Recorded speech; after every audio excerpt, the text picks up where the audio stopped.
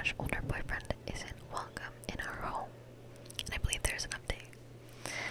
My F48 husband, M46, and I have a 20-year-old daughter, Ellie, who is currently on vacation from college. About 5 months or so ago, Ellie told us that she had a new boyfriend, who I'll call Tom. This came rather out of the blue, as Ellie hadn't mentioned seeing anyone or that she was dating, but both my husband and I were supportive and happy for her. However, Ellie was acting strangely secretive about the whole situation. Usually she's an open book, especially with me, and would always share details of her personal life. On this occasion, she wouldn't show me any pictures, and we knew next to no information about Tom, other than that they met at a party through a mutual friend. Ellie spent the past month out of her vacation in her college town, and the plan was always for her to come back this weekend. Ellie asked if she could bring Tom with her for a few days of the trip, as they were getting serious, and she wanted him to meet us.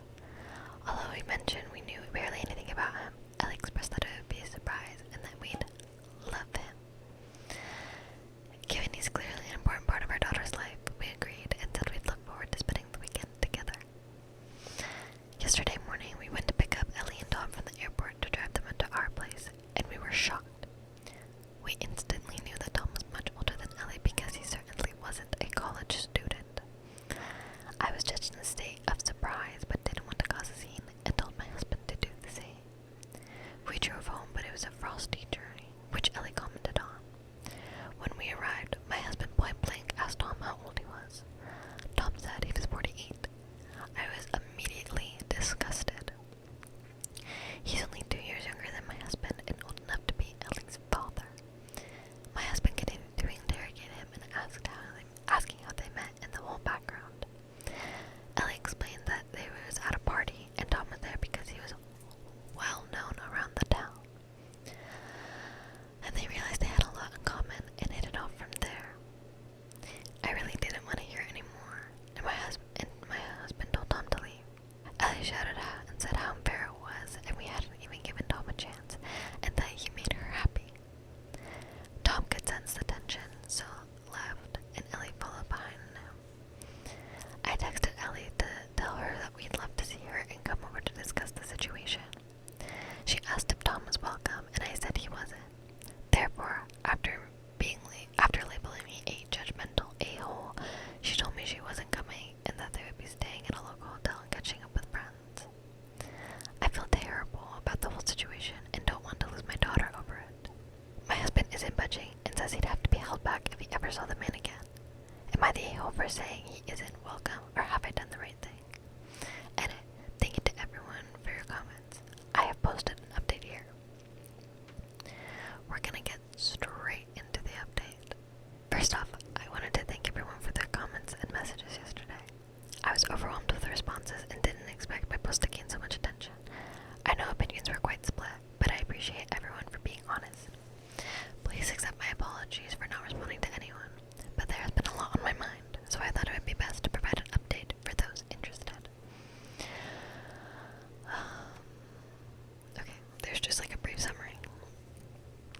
I was incredibly down throughout the most of Sunday, so I spoke with my husband and said that I really wanted to see Ellie.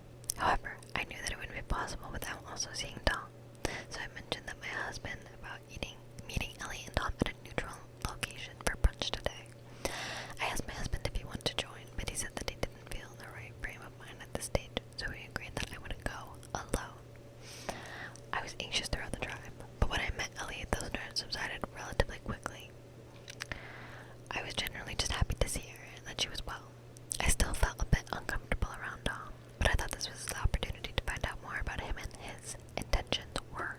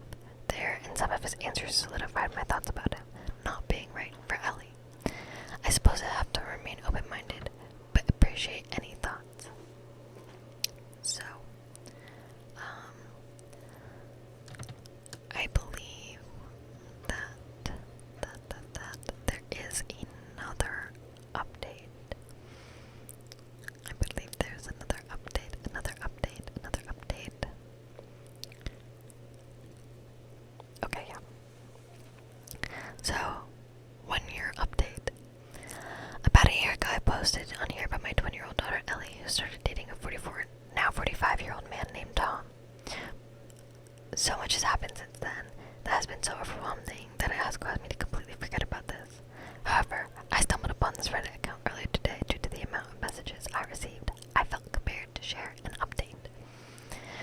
For those who don't want to read the whole post, the long and short of it is Ellie is engaged and pregnant. The engagement happened around January, only after a year of dating, and the pregnancy was announced in March. Ellie is keeping the baby and is due late this year. I'm still heartbroken and struggling to come to terms with the whole affair. Ellie was so bright and cheery and with an active social life. Now she lives with Tom in her college town, despite having dropped out of college. With Tom in her college town, despite having dropped out of college herself due to pregnancy, with barely any friends due to most of them distancing themselves from her because of Tom. My husband is also low contact with Ellie and wants nothing to do with Tom. Well, my daughter Holly also feels the same way, and she wants nothing to do with Ellie, her baby, for as long as she remains with the predator.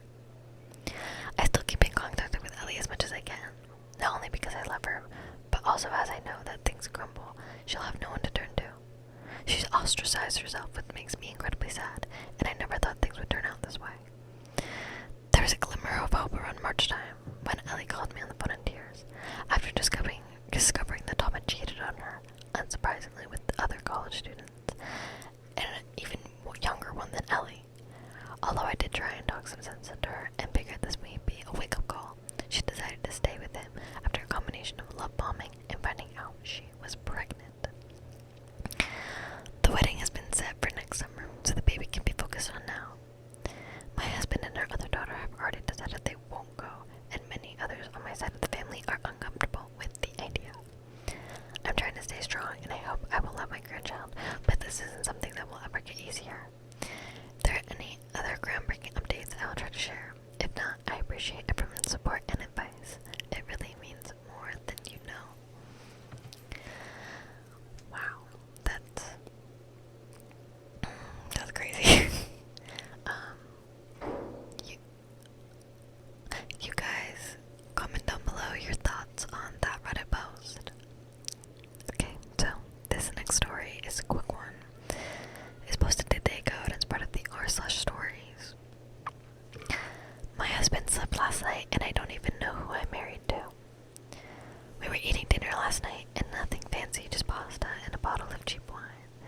He was on his phone like usual and I was half annoyed because he barely looked at me. Then he chuckled and said out loud, "Wow, I can't believe she actually texted back." I froze and asked who, and he looked like he swallowed poison. He stammered and said, "Oh, just a coworker."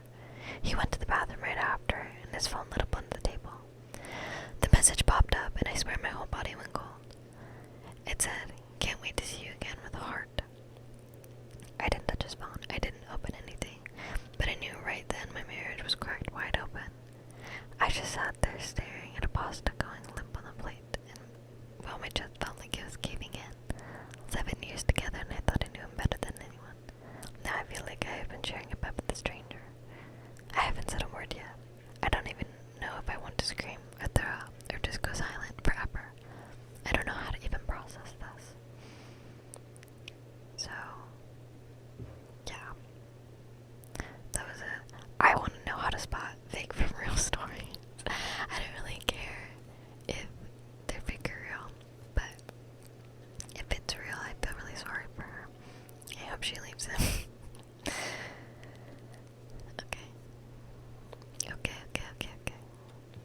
This next one I have pulled up is from, again, r/am I the a-hole? Am I the a-hole for telling my wife she can't turn her home office into a craft room? My wife Kiri and I both work from home. We have a 3-bedroom house, our bedroom, a guest room, and a dedicated office. The office has 2 desks, one for her, one for me, and all of our work gear, and we made it work for 3 years. Last week, Kiri sat me down and proposed we convert the office into a dedicated craft room for her.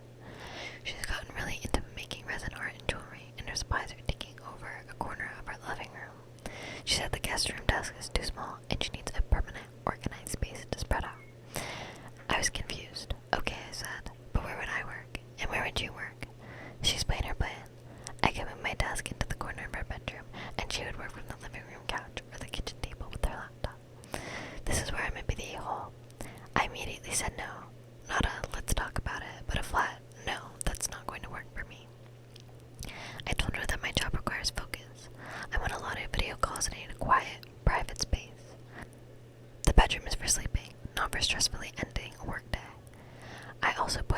first solution has her working from the couch, which is bad for her posture, and it doesn't solve the problem of where her computer and the dual monitors would permanently live. She got quiet and said, "You're not even considering it. You're just shutting me down." I felt bad, but I also felt my reasons were practical, not personal. I suggested we look at a better storage for the living room, or even thin, tall cabinets for the guest room to give her a craft station there, but she stuck on the idea of the office, saying it's the only room with the right feel. Now there's a bit of a chill between us. She thinks I'm being selfish and not supporting her hobby. I think I'm just being really realistic about the needs of two people who work from home. So, am I the a-hole for putting my foot down about the home office? My thoughts, at least, I don't think so. I do think that there could be like a conversation, because like things like that should be a conversation.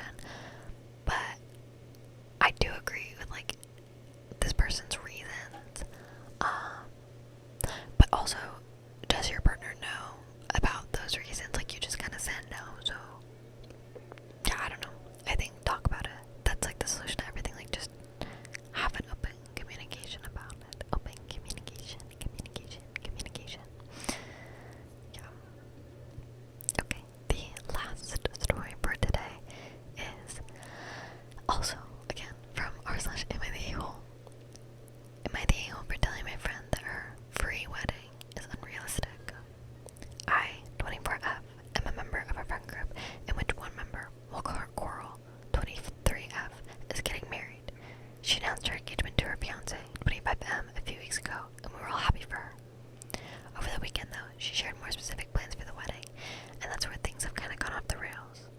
She said she's been seeing a lot of people on TikTok and Insta showing how to plan free weddings, where the couple spend $0, aside from the marriage certificate fee, I guess. At first, I thought she meant a city hall wedding, which would be completely fine, but then she got to details and her expectations for the ceremony. She was going to try and find someone with a large outdoor space to use, not formally a wedding venue, who will donate their area in support of love, and she's going to have all her guests bring a potluck with very specific assignments. She will have a friend officiate, a friend do photography, a friend to save the dates and invites, her family do the flowers, etc., including some harder to swing, in my opinion, things like getting a large tent, decorations, wedding papers, speakers, band, etc. I'm not sure what her plan was for her dress. What is more, the Coral and fiance aren't really poor, from what I can tell. She works as an accountant at a big company, and her fiance does software sales. Plus, his parents are loaded. It sounds like they just want to do a free wedding for the sake of it. That would be okay, but she is just shifting all the costs onto other people, some of whom are probably less well off. She wants me to make the cake and sent me some pictures for inspiration.